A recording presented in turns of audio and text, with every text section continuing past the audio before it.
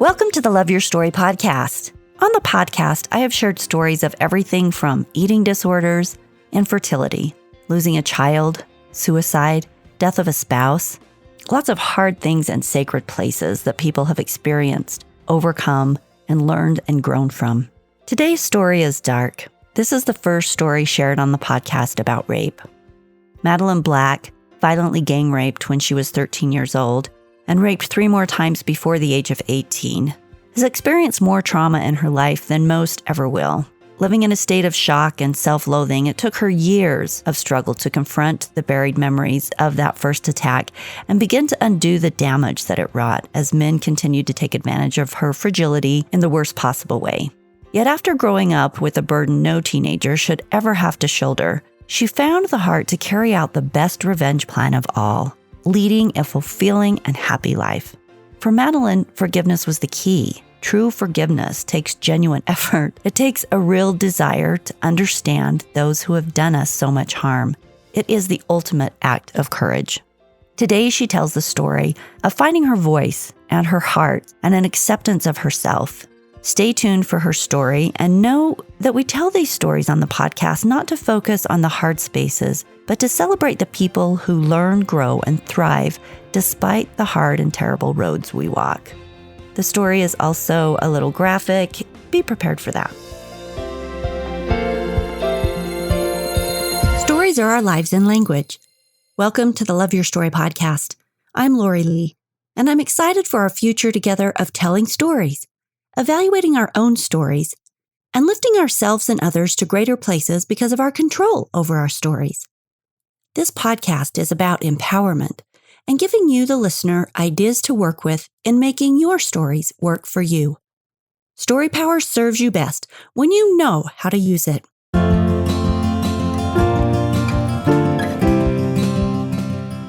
Madeleine Black wrote a book called Unbroken. In Unbroken, Madeleine tells her deeply moving and empowering story as she discovers that life is about how a person chooses to recover from adversity. We are not defined by what knocks us down. We are defined by how we get back up. She says, if anyone had told me a few years ago that one day I would be giving radio and TV interviews, speaking publicly, or writing a book, I would never have believed them. But after sharing my story publicly for the first time in September 2014, I realized that my voice and words are now my strength, and I will continue to speak out against sexual violence for all those who can't find their voice yet. Here is Madeleine's story. What motivates me in life is life. To wake up every day is a new start, is a new day, every moment's new. Everything in life motivates me. I'm just happy to be alive. I was 13 years old. It was the late 1970s. My friend came up with an idea that we stayed in her mum's empty flat because her grandma was away, and my mum thought I was at her grandma, and her grandma thought I was at my mum's. And we went out drinking, and being 13 and never having drunk before, I proceeded to get very drunk. And these 2 young men that she knew took us home to her flat, and then they proceeded to rape me. So even in the taxi on the way to my friend's flat, the assault had started on me. And I've often wondered about the taxi driver. Why didn't he do anything to stop it? He could see that I was clearly very drunk and these 2 boys were already assaulting me, and he did nothing. I understand now that I just blocked it out, that I couldn't remember it. It was just too traumatic. I remember them stripping me. I remember them being on the floor and then being on top of me. I remember them tying me up to a radiator. When I started to fight back and say no, that's actually when the violence escalated and things got out of hand. I remember them putting me back into bed at that point in my life and holding the knife to my throat and telling me if I told anyone that they would kill me, and I believed them. The next morning I woke up in the bed and my friend was next to me in bed, fully clothed. I could hear her bracelets on her wrists jangling, and I thought they were the keys in the door that they were coming back. She was completely untouched. I was naked. Apart from the vomit, there was traces of blood, of excrement, of semen on my body. I had been stabbed. There were cigarette burns. There were cuts and bruises, and nothing had happened to her.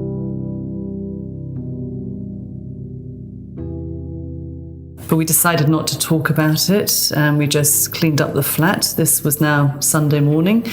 She went home to her grandma's, I went home to my mum's, and we went back to school on Monday.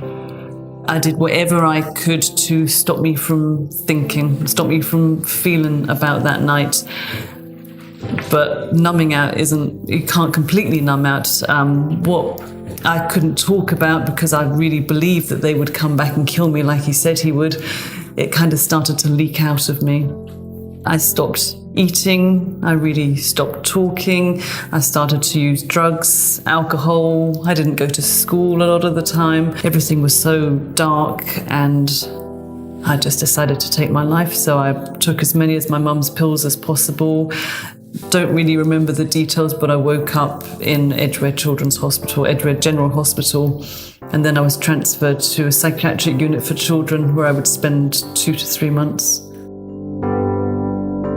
Even at 13, I think I bought into the messages that we put out there, that it was my fault, that I had lied to my parents about where I was staying, that I had been drinking, I had put myself into a dangerous position, and what did I expect? I behaved badly. So I really believed then that it was all my fault and I got what I deserved. I just believed the messages that are fed to women about victim blaming, and I just went with that. I just felt contaminated. I felt dirty. I would spend hours in the bath with bleach, Ajax, just scrubbing my body. I believed that if I touched anyone, I would contaminate them as well, that they would get this dirty feeling that I felt. 3 years later, my behaviour had become very rebellious. Whatever my parents said do, I would do the opposite. If they said stay in, I would climb out my second floor bedroom window and go out, stay out all night, drinking and smoking drugs. And eventually my mum just realised something must be going on. Don't you realise the danger you're putting yourself into? I couldn't find my voice, but I decided to write down what had happened to me, and I left a note on my pillow one day, and I went to school explaining what had happened. She then phoned my friend and spoke to her mum, and my friend said it hadn't happened like I said it did. So it had taken me 3 years to finally find my voice, and then she completely betrayed me. And in the meantime, I had earned myself a name. If a boy approached me or anyone was interested in me, I would just let them do whatever they wanted. I was so scared of being hurt, so I became very promiscuous, which I know now is a really common reaction as well. I just thought, well, the worst had been done to me. What else could happen? There was another twist in the tale as well, is that my mum responded in complete silence. My dad wanted to go to the police, he wanted to charge the men, and I refused because I thought I would get into trouble, that they would come back, they would kill me. I still believe that. And it took me many, many years to understand my mum's silence as well. But I believed then, which I understand differently now, that her silence was because she also didn't believe me. And that just devastated me as well. I told my mum that I was having therapy again, and she revealed to me that at the age of 8, she was raped by her neighbour. She had never told my dad. When my dad died, they'd been married for 38 years. She'd had 5 children. She'd never had support, and she never spoke about it. After I had told my parents, they decided it would be a good idea for me to leave and get away from the scene that I was in, all the drugs and everything I was doing. So I went to Israel for a year, which is where I met my husband. Couldn't really understand at the time why he wanted to be with me. I really just couldn't understand it, and I would drive him crazy after years. Why do you want to be with me? Why do you love me? Why are you with me? But he just loved me. And in his loving me, he just showed me that I was capable of loving and that I was lovable as well. So it changed so much for me. It was very different to any man I'd ever met before. But I was very clear from the start that I would never have children. We had been together for about 8 years or so. We'd been married now. And he asked me the question again if I'd like to have children, and I was ready for my usual answer of, you know that I can't do that. It was in that moment that I just decided that if I never have children, then these men would have won, and they would have taken away that huge part of my life, and I had a beautiful man that wanted to be with me. I felt very happy, very safe with him, which is a strange word to use, but yeah, it was very safe. And I decided I would just live my life as well as I could. That would be my revenge. I think initially me telling my children came from a place of fear, that I wanted to protect them. I didn't want them to go through what I had done. So I told them, I guess, as maybe a cautionary tale to show them how easy it really was for me to get raped. It happened so easily. It was when Anna was becoming the same age as me, when she was turning 13, that all my memories from that night started to come back. I would get flashbacks, I would get body memories, I would get nightmares, I would get feelings, I would imagine seeing these young men everywhere. I really found it hard to believe that this is how we treat people on this planet, that we can so much violence against one person, that they can totally dehumanize someone in that way.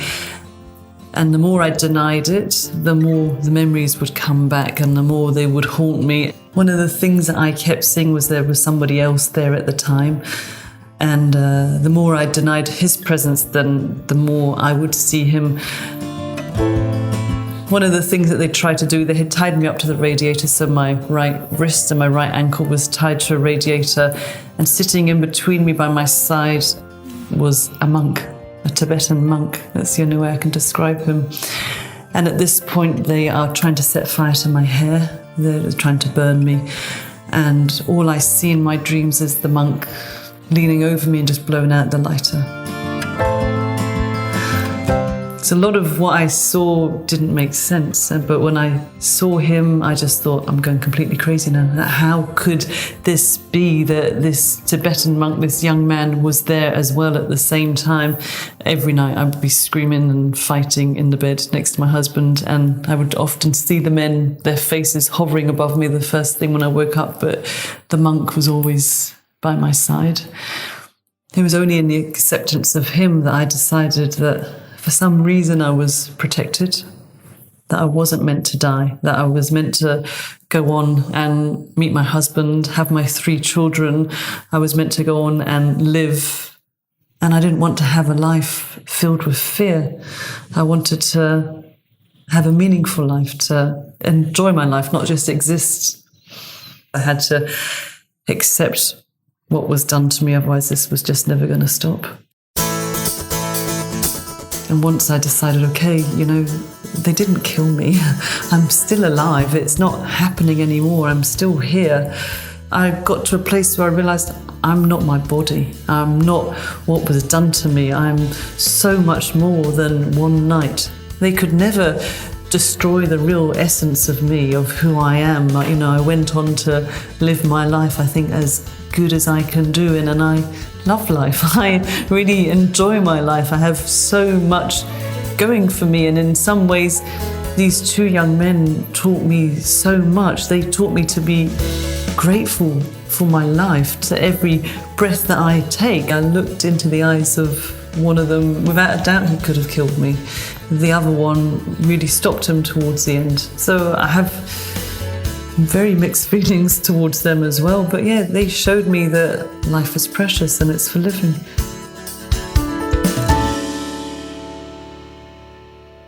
I went back for therapy because all the memories were returning. And in the therapy, my therapist suggested to me that maybe they weren't born rapists.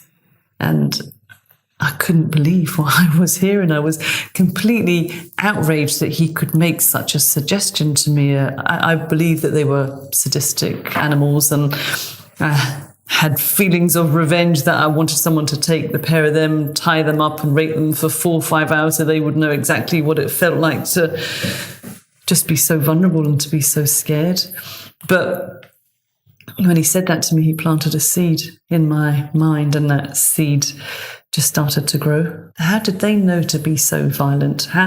What had they seen or heard or experienced in their own life that they could be so connected from their own humanity that they could dehumanize me in such a way that degrade me? What had happened to them? I don't believe that any of us are born rapists or murderers or terrorists or arsonists or fraudsters. That life just shapes us, and whatever they experienced led them down that path. It was suggested to me to have body work done. It's a therapeutic massage, and when I first went, I could hear somebody screaming and I could hear somebody kicking and shouting, and then I realised that it was me. I was making all this noise on the massage couch, because I really struggled to believe all these memories. And when my body reacted like that, I thought, I can't make that up. And,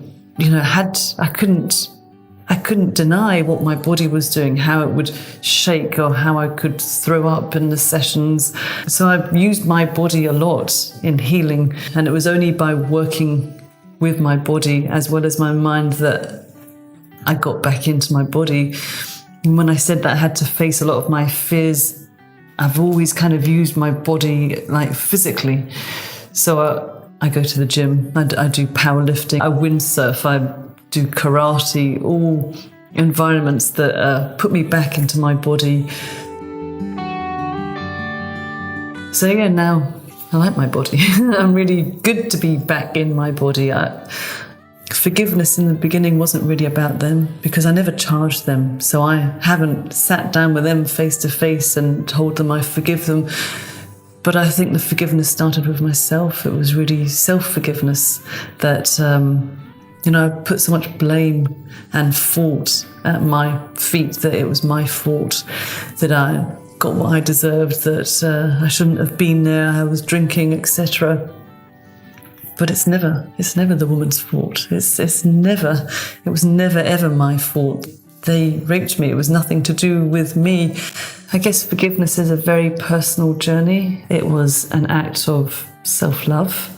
It was transformational. And it just brought in so much more peace to my life and so much more understanding for what it really means to be a human being living on this planet, the predicament of life and all that it means. If we choose to, we can really learn to let things go. We can get past anything. So I guess self-love or self-care is recognizing that, for me, that we're not all these things that happen to us. If we really choose to, we can get past anything that happens to us. Everything is our attitude. I've always believed it's what we do with what happens to us. And I guess that's why I want people to hear my story. I want to speak to show people that I have no shame anymore. I'm not embarrassed to say that I was raped, that I know in the sharing of my story how many people, women and men, have spoken to me and shared their story and told me I'm brave for speaking up and they could never do that. And why could they never do that? It was something that was done to me. The shame isn't on me. The shame is on the men who did that. I had messages from people over the world, in America and India, sharing their story with me.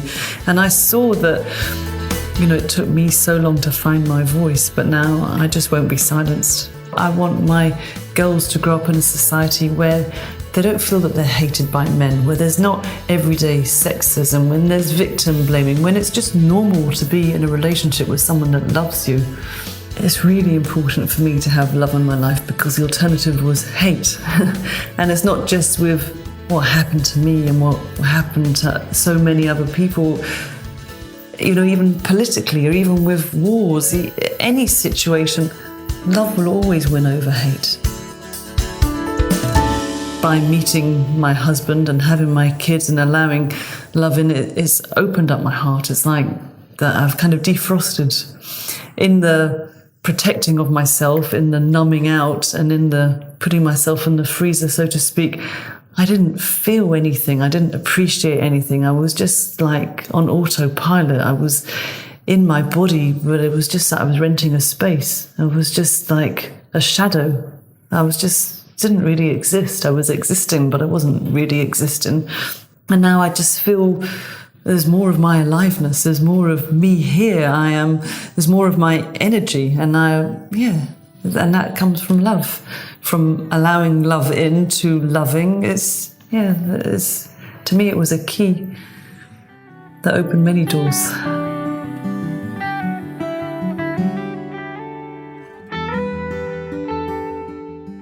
The things that happen to us do not define who we are. It is what we do with the things that happen to us that creates our strength and learning. Madeleine shared ideas of love winning over hate and sharing her authentic path of events that happened, but also her natural response to those events, that authentic, vulnerable place of how deeply those wounds affected her life. And then her learning to overcome those horrible spaces through accepting love. Love, she says, the key to opening many doors. This is a powerful story.